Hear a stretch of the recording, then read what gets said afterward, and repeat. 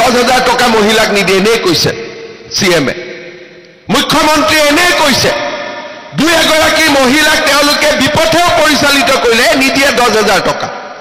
এটা 1 এপ্ৰিলত 10,000 পাই গল কেনে নাই এতিয়া প্ৰমোদ বৰঠাকুৰ আৰু উৎপল বৰাক মই ৰিকুৱেষ্ট কৰিম যে জুন মাহত এখন বিশ্বনাথত মিটিং পাতক আৰু জুন মাহত এখন গহপুৰত মিটিং পাতক ৰাতিপুৱা বিশ্বনাথত দিম গধূলি গহপুৰত দিম সকলো আইমাতৃক 10,000 টকাটো দি থৈ যাম মে মাহত নিদিও মই মিছা কথা নকওঁ জুন মাহত বিশ্বনাথ আৰু গহপুৰৰ আইমাতৃসকলক 10,000 টকাকৈ দিয়াৰ আমি ব্যৱস্থা কৰিম আজি আপোনালোকে শুনি লওক শ্ৰদ্ধাৰ ৰাইজ আমি অসমত উন্নতিও আনিছো নেশ্যনেল হাইৱে গাঁৱৰ ৰাস্তা সমজিলা উপজিলা আজি কোনো ক্ষেত্ৰতে আদৰ্শ অংগনবাদী কেন্দ্ৰ আমি কতো কাম এৰা নাই আৰু এইবিলাক কাম কৰোতে আমি আৰু এটা কথা মনত ৰাখিছো যে দৰিদ্ৰ আৰু মধ্যবিত্ত সমাজখনৰ কেনেকৈ আমি উন্নতি কৰিব পাৰো যেতিয়া মই অৰুণোদয় আঁচনি আনিছিলো কংগ্ৰেছে কয় অৰুণোদয় দিব নালাগে কি অৰুণোদয় দিব নালাগে মই কি দিব লাগে লুঙি দিব লাগে নেকি আপোনালোকে কওকচোন অৰুণোদয় লাগে না লুঙি লাগে সঁচা কথা কওক একদম মনৰ পৰা কওক অৰুণোদয় লাগে না লুঙি লাগে এতিয়া মই মাজে মাজে কংগ্ৰেছক কওঁ যে আপোনালোকে হাতৰ চিনটো বাদ দিয়ক লুঙিৰ চিনত ইলেকশ্যন উঠি দিয়ক তেওঁলোকে অৰুণোদয় বেয়া পায় কিন্তু অৰুণোদয় আজি সকলো মানুহৰ উপকাৰ হৈছে নে নাই হোৱা যিসকলে পোৱা নাই তেওঁলোককো অৰুণোদয় লাগে নে নালাগে আজি 2021 চনত আমি 16,000 পৰিয়ালক অৰুণোদয় দিছিলো 2022ত আমি 22,000 আগবঢ়াই লৈ গলো এইবাৰ আমি 37,000 38,000 এটা সমষ্টিত আমি অৰুণোদয় দিছো উৎপল বৰা দিগন্ত ঘাটোৱাল প্ৰমোদ বৰঠাকুৰ ডাঙৰীয়াই মোক কৈছে যে বহুতখিনি মানুহে পাইছে কিন্তু এতিয়াও কিছুমান দুখীয়া মানুহে অৰুণোদয় পাব বাকি আছে আমাৰ যিবিলাক পঞ্চায়তত ইলেকশ্যন উঠিছে মই অনুৰোধ কৰিম যে গাঁৱত যেতিয়া আপোনালোকে যাব কোন কোন দুখীয়া মানুহে অৰুণোদয় পোৱা নাই নামখিনি বহি এখনত লিখি ল'ব কাৰণ গাঁৱত গ'লে মানুহ আহি ক'ব যে মই অৰুণোদয় পোৱা নাই মই পোৱা নাই কোনো আপত্তি নাই পোৱাটো আমি চিন্তা কৰিব নালাগে আমি কেনেকৈ দিম সেইটো চিন্তা কৰিব লাগে নামখিনি বহিত লিখি ল'ব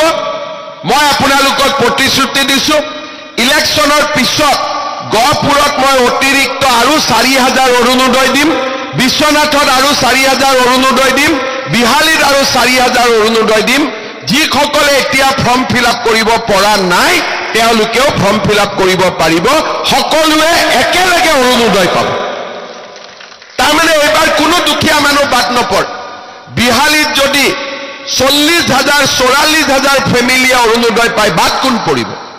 গহপুৰত যদি 40-45,000 ফেমিলিয়ে অৰুণোদয় পায় বাদ কোন পৰিব কোনো নপৰে গতিকে আমাৰ চেষ্টা যে সকলোৱে যাতে অৰুণোদয় আঁচনি পাব পাৰে কৰবাত দুই এজন বাদ পৰিব গম নোপোৱাকৈ নামটো মোক দিলে হ'ল আমাক দিলে হ'ল আমি অৰুণোদয় দি দিম বাস এবাৰ পঞ্চায়তত গোটেই কেণ্ডিডেটসকলক মই কৈছো যতে যাও নামখিনি লিখি আনিব কাৰণ মানুহেতো আপত্তি কৰে যে মই অৰুণোদয় পোৱা নাই বুলি দ্বিতীয়তে ৰেচন কাৰ্ডত মোদী ডাঙৰীয়াই আমাক কি দিলে আমাক চাউল দিলে এতিয়া আমি ৰেচন কাৰ্ডখন দেখুৱালে আমি মেডিকেল কলেজত হস্পিটালত 5 লাখ টকালৈকে বিনামূলীয়া চিকিৎসা পাওঁ ডিসেম্বৰ মাহৰ ভিতৰত বিশ্বনাথতো মেডিকেল হৈ যাব আমি উদ্বোধন কৰি দিম সব ৰেডি কৰি থৈছো এতিয়া এইবাৰ এটা মই নতুন নিয়ম কৰিব খুজিছো কলেজত যেতিয়া আমি বিনামূলীয়া নাম ভৰ্তি কৰিব যাওঁ প্ৰিন্সিপালে আমাক কয় যে গাঁওবুঢ়াৰ সাৰ্টিফিকেট আন পঞ্চায়তৰ সাৰ্টিফিকেট আন মৌজাদাৰৰ সাৰ্টিফিকেট আন 700-800 টকা তাতে গুচি যায় আহা যোৱা কৰোতে কিবা এটা দিওঁতে এইবাৰ মই নতুন নিয়ম কৰিছো যে আমাৰ এডমিশনত কাৰো সাৰ্টিফিকেট আনাৰ দৰকাৰ নাই ৰেচন কাৰ্ডখন দেখুৱালে এডমিশন হৈ যাব ভাল হ'বনে নহয় কাৰো ঘৰত যাব নালাগে ৰেচন কাৰ্ডখন দিব ৰেচন কাৰ্ড যাৰ হাতত আছে তাৰ পৰিয়ালৰ ল'ৰা ছোৱালীয়ে বিনামূলীয়া নামভৰ্তি পাব সিম্পল কৰি দিলো এতিয়া মই আৰু অলপ আগুৱাই যাব খুজিছো ৰেচন কাৰ্ডত আমি চাউল পালো ঘৰত অৰুণোদয় পালো মহিলাই 10,000 টকা পালে আৰু আয়ুষ্মান ভাৰত আয়ুষ্মান অসমো পালো কলেজত নামভৰ্তিও পালো এইবাৰ 1 অক্টোবৰৰ পৰা আমি সিদ্ধান্ত লৈছো যে ৰেচন কাৰ্ডত আমি দালিও কম দামত দিম নিমখো কম দামত দিম চেনিও আমি কম দামত দিম তাৰ মানে এটা পৰিয়ালে চাউল বিনামূলীয়াকৈ পালে দালি বজাৰতকৈ 30 টকা কমত পালে চেনি বজাৰতকৈ 30 টকা কমত পালে